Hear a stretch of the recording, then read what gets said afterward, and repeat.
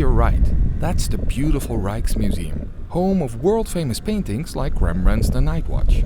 The corridor underneath the museum is a pedestrian zone, also open for bicycles. For their safety, scooters are not allowed. The cameras of our ANPR access control system scan for scooter number plates 24/7 and recognize them from over 25 meters away.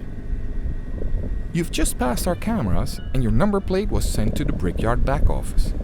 An enforcement agent can remotely confirm the violation and you receive a fine at home.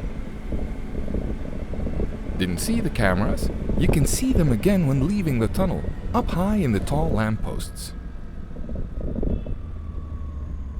We'll turn around to show them on the other side of the museum too. Oh, wait, your number plate was scanned again. The system now recognizes you as a repeat offender. Depending on the city's policy, you receive multiple fines or perhaps only one. When you leave the corridor, you can see the cameras on the second lamppost. The cameras provide an unprecedented high detection rate, which, even without a physical barrier, leads to a behavioral change. Our ANPR access control system is the most cost-effective and safe solution for restricting unwanted traffic.